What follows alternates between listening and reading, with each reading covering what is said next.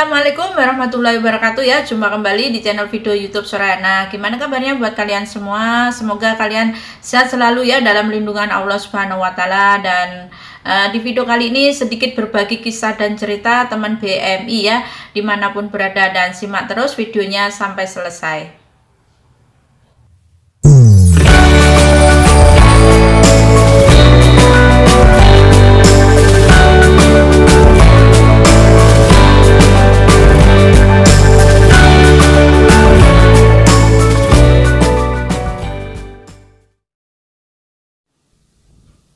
Berita pertama yaitu dari salah satu teman BMI yang mana dulu pada tanggal 30 November videonya sempat viral ya di dunia medsos, dan sekarang semakin membaik ya. BMI yang dipulangkan dalam kondisi depresi dititipkan ke pesantren. Dan kronologinya seperti ini teman-teman. Dulu pada tanggal 30 November ada salah satu BMI ya, videonya sempat viral di mana-mana ya, dan ceritanya seperti ini ya. Video seorang pekerja migran Indonesia PMI atau TKW asal Kabupaten Indramayu di Taiwan ini membuat banyak warganet menangis. Pasalnya, dirinya mengalami depresi cukup parah, tubuhnya pun kurus dan tengah dirawat di sebuah rumah sakit di Taiwan. Mbak TKW tersebut bernama Cas Kewi. Dan kabar terbaru dari Mbak Cas Kewi ya, dimuat di salah satu media ya. Video seorang buruh migran Indonesia PMI asal Kabupaten Indramayu yang beberapa waktu lalu mencuri perhatian warganet. Video yang berdurasi 0,41 detik itu mendadak viral ya. Pasalnya seorang gadis nampak kurus kering dan mengalami depresi yang ada di rumah sakit. Kini buruh migran yang bernama Cas Kewi, warga Blok Kalijajar, Desa Cangkringan, Kecamatan Kedokan Bundar, Kabupaten Indramayu, kembali pulang ke tanah kelahirannya dan kondisinya perlahan mulai membaik.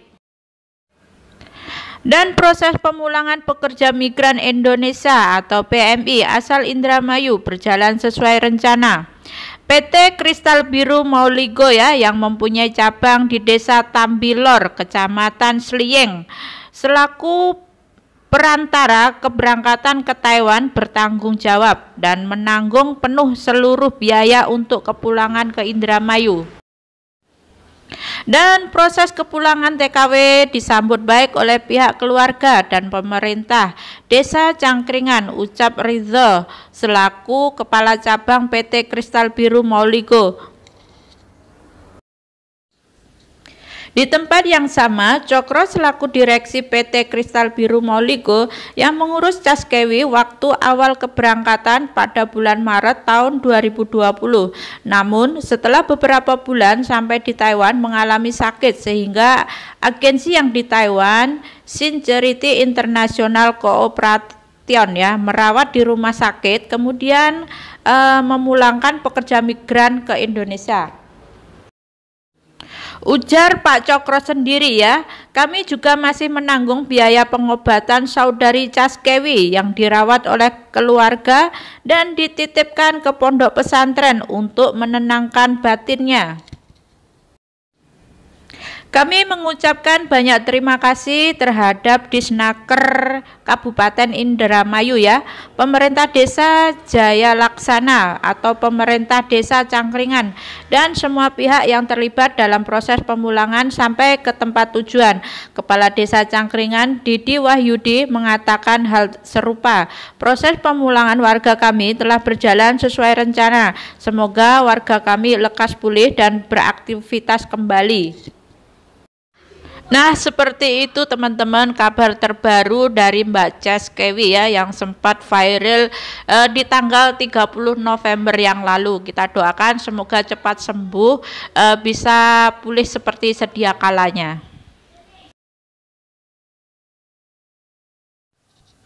Dan berita kedua yaitu dari salah satu TKW asal Malang ya. 8 bulan nahan sakit berbahaya stadium akhir. TKW Taiwan asal Malang nekat minta pulang karena tak ada uang. sama dokter malah dilarang keluar rumah sakit. Di sini dimuat di salah satu berita bmi.com ya. Kasihan berniat MD agar cepat pulang. PMI asal Malang justru ditahan di RS karena sakit ini. Seorang PMI asal Malang berinisial SS terpaksa dilarikan ke RS untuk menjalani perawatan dan pengobatan lebih lanjut akibat penyakit kanker payudara sudah parah. Hal tersebut dijelaskan oleh Faisal Soh dalam live streaming tanggal 20 Desember kemarin setelah mengantar SS ke rumah sakit. Faisal menceritakan awalnya SS datang ke rumahnya kemarin dengan diantar taksi. Saat itu SS yang ternyata berstatus legal kondisinya lemah, badannya kurus dan ditambah keadaan payudaranya sudah parah serta berbau tidak sedap. Perempuan berumur 45 tahun itu mengatakan kepada Faisal kalau ia mau pulang dan ingin menyerahkan diri dengan meminta bantuan Faisal. Namun ia tidak punya uang sama sekali. Sudah 8 bulan ia menahan sakit seperti ini. Atas bantuan Faisal dan teman-temannya akhirnya berkumpullah uang untuk biaya kepulangan dan rencana hari Selasa atau Rabu SS sudah bisa pulang. Namun mengingat kondisi SS semakin lemah dan harus menggunakan kursi roda, sedangkan apabila mau naik pesawat harus membawa surat izin khusus untuk perjalanan udara dari dokter. Atas dasar itulah akhirnya Faisal membawa SS ke rumah sakit terdekat guna mencari surat izin dokter. Tidak disangka, dokter mengatakan kalau penyakit di payudara SS sudah parah dan sudah merambat ke organ tubuh lainnya, serta bisa membahayakan jiwa sehingga SS harus dirawat di RS. Hingga saat ini SS masih berada di RS untuk dilakukan pemeriksaan dan penanganan atas penyakitnya.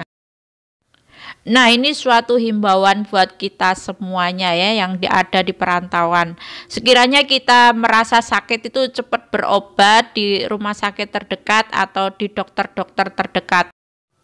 Dan buat yang swasta mungkin juga sangat susah ya mau berobat di rumah sakit atau di dokter. Ya dikarenakan nggak mempunyai kartu kesehatan. Tapi kalau kalian secara terus terang ngomong kalau nggak punya askes berani bayar mahal, insya Allah dokternya juga mau menolong kalian gitu. Kesehatan itu mahal sekali ya, tapi kalau uang kan bisa dicari dan alangkah baiknya ya buat swasta itu sebelum parah banget ya, masih gejala gitu ya, buru-buru MD pulang ke Indonesia supaya prosesnya itu lancar. Tapi kalau sudah parah banget kan mau MD juga repot yang bagian membantu di lapangan gitu. Kasihan juga wirawiri ngono. Dan berita terakhir yaitu tentang pengiriman TKI ke Taiwan diperpanjang lagi. Saling tuduh dan akan saling tutup. Benny ancam akan stop total pengiriman TKI ke Taiwan jika kecurigaannya terbukti. Taiwan beri jawaban atas tudingan kepada BP2PMI terkait penyetopan tidak adil ini. Di sini diberitakan kantor perwakilan Taiwan di Jakarta pada hari Sabtu kemarin mengatakan keputusan Taiwan untuk memperpanjang tanpa batas waktu larangan masuk bagi pekerja migran Indonesia hanya didasarkan pada pertimbangan pencegahan epidemi dan bukan pada politik. Dalam sebuah pernyataan, Kantor Perdagangan dan Ekonomi Taipei dalam kurung TETO ya, di Jakarta mengatakan Taiwan bersedia membuka kembali pintu bagi pekerja migran Indonesia ketika kedua belah pihak mencapai kesepakatan tentang langkah-langkah pencegahan epidemi. TETO menanggapi komentar Benny Rahmadani kepada Badan Perlindungan Pekerja Migran Indonesia BP2PMI yang mempertanyakan motif dibalik keputusan Taiwan itu. Saya berharap keputusan Taiwan bukan karena alasan politik, tapi lebih karena alasan medis, kata Benny dalam laporan yang diterbitkan kantor berita antara Jumat kemarin.